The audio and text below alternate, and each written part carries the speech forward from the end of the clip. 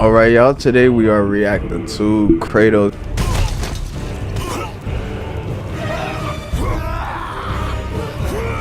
This is Thor.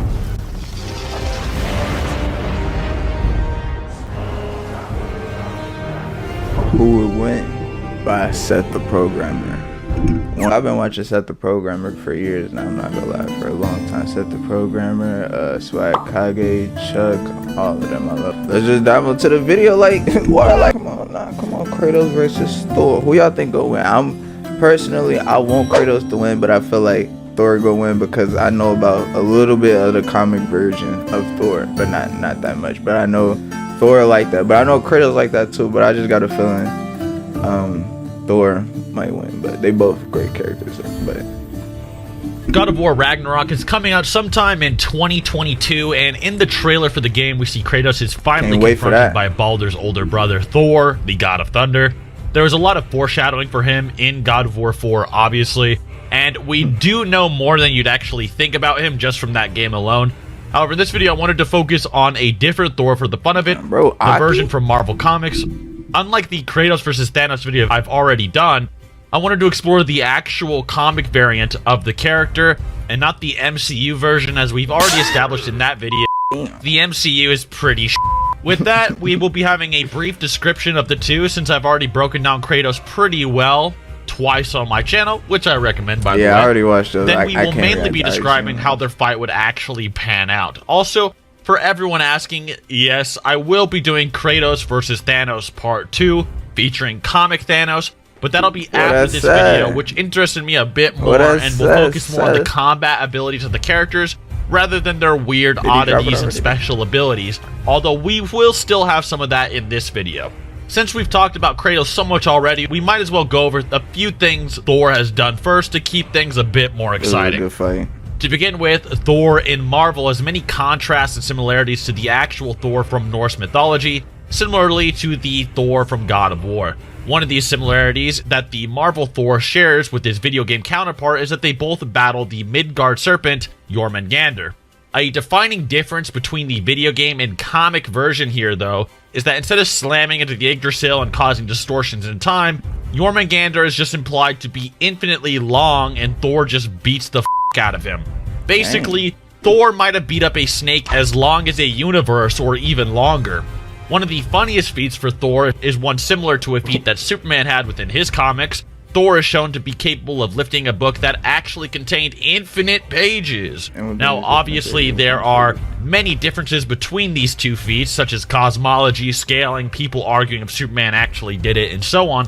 However, this is a very bare minimum gauge of what Thor is capable of doing, as he pretty objectively just performed this action and did it easily as just a child.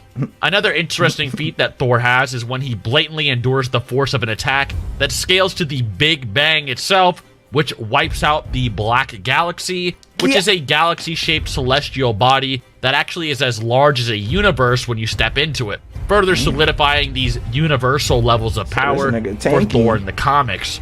There is a box called the Casket of Winters that, when opened, freezes over all the realms of Asgard, which are considered to be fully formed universes.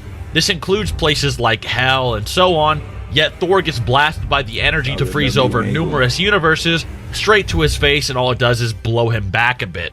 As for Kratos, I've mentioned and gone over in great detail in prior videos what he's capable of, but as I said, I'll briefly discuss his most impressive feats right now. He scales to Thor and Jormungandr, who were capable of splintering the Yggdrasil of the God of War universe, which contains infinite cell strands that transcend time and space and stretch throughout all of the realms, which too are universes like the Marvel version.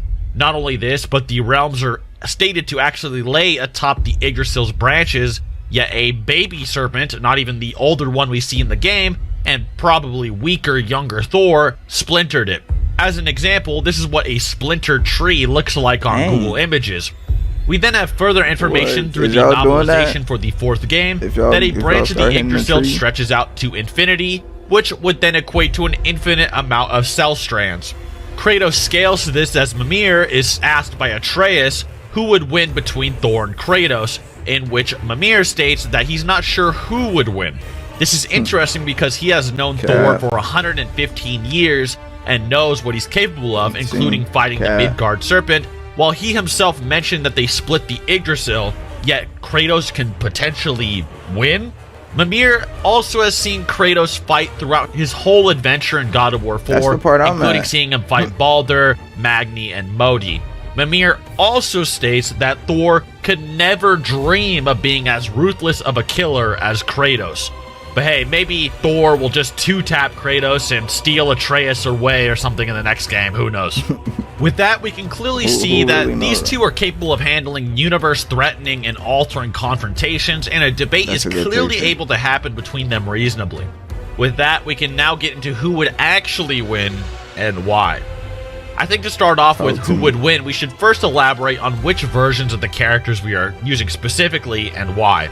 For Thor, we are using his base comic version, and for Kratos, we'll be using his God of War 3 version at the end of the game. The reason for this is that God of War 3 and 4 strength-wise is often debated about, and even among the official staff that work on God of War indirectly.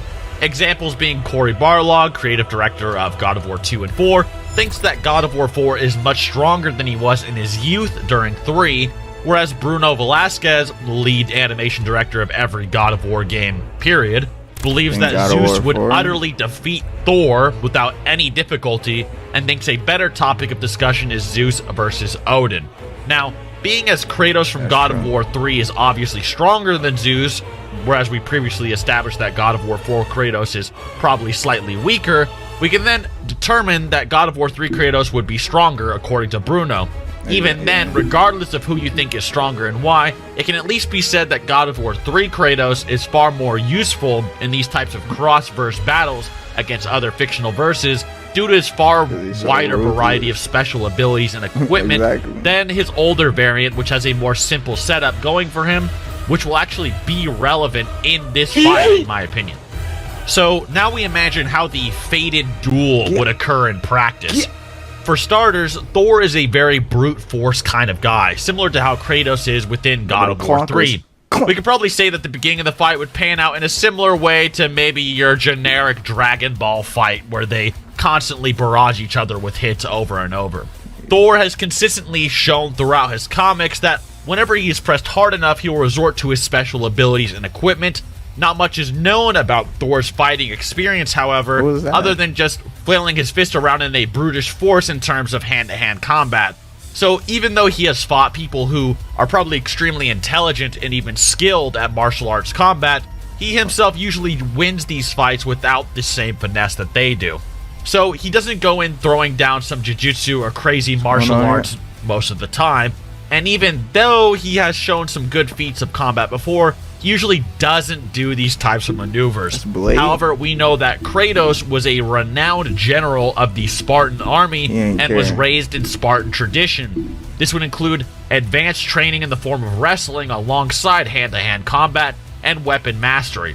For example, we see this most consistently throughout the 4th game, where Kratos practically wrestles and grapples Baldur throughout all of their encounters. Another example would be with Zeus in the final game of the trilogy as well.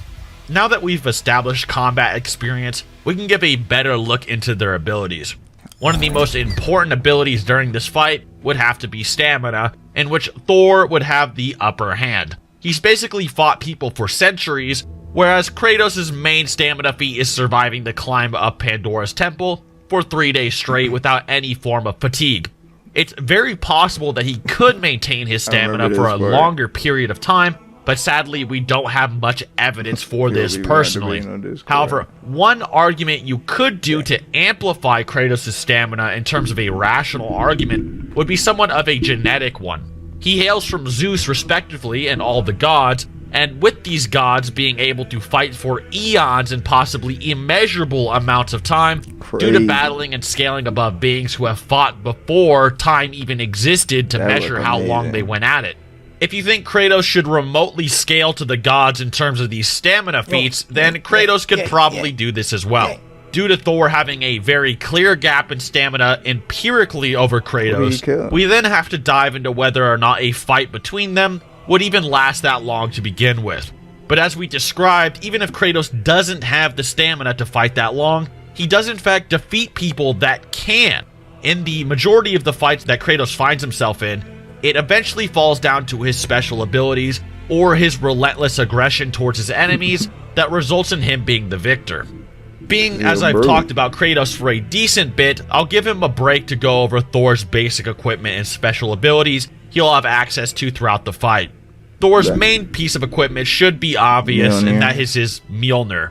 Mjolnir is a magical hammer made of a special metal known as Uru that was obtained by Odin when he wrestled with a catastrophic storm known as the God Tempest, which allows Thor to harness and control his lightning at will, alongside granting him other abilities as well. As for Kratos, I'd be sitting here for hours trying to explain all of his equipment and the abilities that they provide for him, so I'll only be mentioning the most important pieces, whilst giving a brief summary of what they can do. The first piece of equipment, and probably the most powerful in his arsenal, would be the Blade of Olympus. The Blade of Olympus is basically the strongest weapon of God of War, at least the original trilogy, and empowers Kratos with his godly energy that he lost at the beginning of God of War 2, alongside providing him with some pretty sick stuff, such as being capable of draining his enemies of their godly energy, which Thor has a considerable amount of, alongside creating an AoE attack that banishes his foes to Tartarus. This is not all their equipment, but it is important to start off with the knowledge that they have those things. If they actually fought, the initial reaction is more than likely a CQB brawl, in which Kratos would have the upper hand. If he does have the upper hand, and has the Blade of Olympus, then he would gradually become stronger and stronger, while Thor grows weaker to the point that Thor's immense stamina would no longer matter. Due to Thor losing in a conventional sense, Thor would result to his ultimate ability, which is called the God Blast. In Thor's own words, the God Blast is Thor fusing his life force with his hammer to create an unsurpassed attack that can destroy opponents even way stronger than himself. In terms of power, the God Blast is capable of surpassing even Odin and a hungry Galactus. Odin scales to Surtur, whose flames were going to consume the Yggdrasil, which encompasses the entire multiverse and holds every dimension, etc. Odin also fought a character named Seth, not confused with me, and during their battle, they were ripping apart the fabric of the multiverse in Doctor Strange's words. Due to this, the God Blast would utterly annihilate Kratos upon impact, probably even when heavily nerfed. However, Kratos has a hidden ability that allows him to survive the onslaught of Fear Zeus, who is the conceptual embodiment of fear, and this is referred to as Hope. Hope basically provides him access to returning from death as long as he is in the mindset of forgiving himself and absolving from his past mistakes, which he will be, being as that's what happened to him at the end of God of War 3.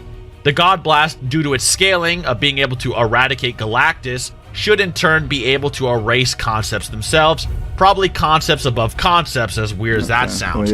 However, the only problem is that you'd have to argue that Thor would have to have prior knowledge on Kratos at the start of the fight to even know to target the concept of hope, which Kratos would regenerate with, which is a bit of a stretch. Due to this, it may be very likely Kratos would revive and would probably eventually defeat base Thor by wearing him down and stealing his power. One thing you can bring up is that the God Blast also has a draining ability, as described by Galactus when he got hit by it, comparing it as it drains his strength like the sunlight drains the dark. This would mean even if Kratos survived, that perhaps he would not be nerfed, but at the end of God of War 3, when Kratos stabbed himself with the Blade of Olympus, it had no effect on his abilities or his hope abilities, and even possibly granted him even more powers. One thing that potentially gives Kratos another leg up in this argument is that his bare hands can pretty much beat up concepts, let alone his own body, which probably is just blatantly above them. These concepts being fear, which was embodied in Zeus at the end of 3. There is another argument that Thor does have the ability to remove Kratos from the equation by sending him to a realm in which Kratos would not be able to escape from. However, this ability is something that Thor rarely uses in character. However, if he did do it, Kratos would be hard-pressed to counter this. For those that are concerned about speed scaling, both Thor and Kratos have speed feats that allow them to move so fast they travel through time. For example, I'll show a few for Thor on screen, but one of these is his ability to throw his hammer so fast it just travels back in time. And for Kratos, he is capable of moving along the Yggdrasil and inside its borders, which completely transcends time utterly. If you don't think that this Yggdrasil travel feat compares to what Thor did or is somehow inconsistent, then Thor would take the win with speed alone. In a conventional fight, however, Kratos would defeat base Thor. This, like I said, is for base Thor. If we were to say put Cosmic King Thor against Kratos, it would be drastically different. Cosmic King no longer gets most of his power from his god abilities, but from Galactus. So the Blade of Olympus would likely have very, very little effect on him, even if it did strike him. In terms of power, we know that Black Silver Surfer could fight the Griever for 16 minutes straight, and the Griever represents the concept of the end of the multiverse to the end of eternity, which eternity encompasses the superflow, which is the space between universes, which is beyond the concepts of time and space entirely. Black Silver Surfer, for reference, was not confident in fighting a being named Null or the Black Winter, both of which Cosmic King Thor could contest. And even if Thor was slightly weaker than those beings, he would at least scale to that tier of strength. In all honesty, this far exceeds the likes of anything God of War has mustered so far. Meaning Kratos would more than likely defeat base Thor from the comics and lose to the Cosmic King. Thank you all for watching. A special thanks to my guy Kratos, very unique name, for helping me out with some Kratos hacks, knowledge, and so on. And a shout out to Dripnose, who actually works at Frito-Lay, apparently. He wanted me to let you know that. Anyways, thank you so much, and subscribe and if you enjoyed it. Until next time. Also, look forward to Kratos versus Thanos Part 2. And make sure you subscribe if you want to see that. Bet. Pause that. Hold up. We're gonna give it a like. That's the end of the video, of course. The link to his channel will be in the description down below. Make sure y'all go subscribe to my channel, this channel, and other channel. Yep, it's Mac. All the links will be in the description down below. I didn't even think that Kratos was gonna win at first, but obviously he beat just the regular Thor, but not the other one. So let's read the comments. It's a shame Kratos lost all of his cool weapons he gained from killing guys. Hades' weapon that gave you an army of the dead was my favorite. It was like Warframe Necro. I don't think older Kratos is weaker. I think he's not showing his true strength yet. We go see in Ragnarok, so I can't wait for that Ragnarok. And that just goes to show we need a new Thor. We need a new Thor game in general. We don't even got a Thor game, except for the Marvels one. We ain't gonna talk about that. But I see y'all in the next video. Thank y'all for tuning in.